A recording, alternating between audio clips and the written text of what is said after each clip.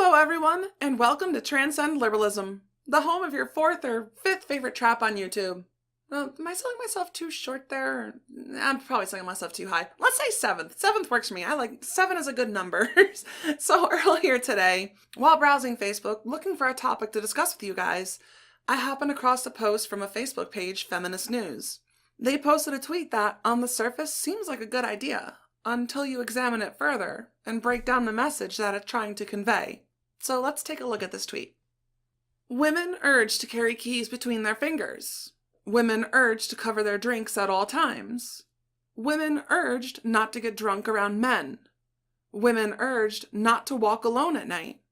Women urged to carry pepper spray. Can we please urge men not to sexually assault women? Now, on the surface, who could argue with that? I personally don't want to be attacked, and I'm sure you, my viewers, wouldn't want to be attacked by someone else either. People don't want to have their personal rights violated, and nobody wants to be a victim. I would believe that's a natural state for people, a desire to live a relatively peaceful life. However, I could add on to this tweet that could we also pressure people not to murder? Could we also urge people not to steal from others? Could we also please urge people not to assault, like they're doing in Portland? Herein lies the faulty logic of the tweet. We do tell men not to sexually assault women, just as we tell people not to murder, steal, or physically assault other people in general. We do this through legislation and laws. I can't think of one state in the US where sexual assault against women is not only legal, but encouraged. These feminists have it in their minds that men promote rape, and that's just not the case. Feminists have it in their heads that men are just rape machines, and I believe that they think this way because they've only ever lived as a woman. I've lived as a male for 28 years of my life, and I was a bassist for a death metal band. I have seen what some would consider to be the more extreme lifestyles in that sort. I've seen plenty of women come to heavy metal shows, embraced by many of the men there, and some even get respect when they can hold their own in the mosh pit. I've also seen attempts to assault women in these crowds. For example, trying to feel up a girl who was crowd surfing. And I can tell you that it never worked out well for the assaulter. I've seen these scumbag men thrown in the center of the pit, beaten down, dragged out by security, arrested, and taken away. I have never seen assaults encouraged by men, so a large majority of men know not to assault someone. That seems pretty obvious. So how do women protect themselves from a possible assault? Feminism doesn't have the answer, as highlighted in this post.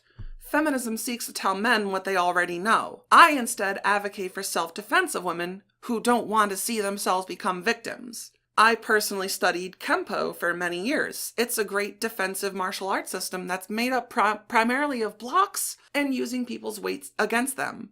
And if that's not for you, there are multiple other options of self-defense courses. Many people encourage people to opt for MMA style or Krav Maga. And there's nothing wrong with that. That's fine.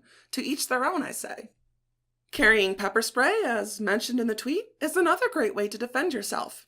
Pepper spray allows you enough time to call someone for help or remove yourself from that situation to a safer location. All the while, the perpetrator is incapacitated. I don't know if you've ever been sprayed with pepper spray, but it fucking hurts like hell. I did it once just to see what it was like, and I would never want to go through that again. Another great way to defend yourself is to arm yourself with a gun. The psychology of someone who is seeking a victim is that they are looking for weakness. They want someone that they believe they can easily overpower. Their reasoning behind this is that they also have a sense of self-preservation. They don't want to attack someone they think will end up hurting them in the end. This is why I am a strong advocate for guns. I believe a well-armed society is a polite society. Criminals are less inclined to act out their plans if they believe that they are going to get hurt in the process. An example of this idea comes from a tweet from Caitlin Bennett, a female gun rights advocate who made viral news for taking a photo at Kent State with her AR-10. Let's take a look at this tweet real quick. I would pull up on Caitlin Bennett, but the bitch would shoot me, and I don't got time for that. Now, Caitlin's reply here is perfect in my opinion, and she says, "Thanks for proving that gun ownership deters violent crime, Veronica. Have a good night. Hashtag gun rights are women's rights. And you know what? Caitlin is 100% right. The ability to defend oneself is the best way to deter violent crime. There will always be predators in the world, be it in the wild or closer to home.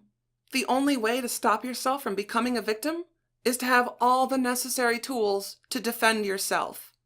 Thanks for watching, guys, and if you enjoyed this video, hit that like and subscribe button, and let me know in the comments what your thoughts are in this tweet.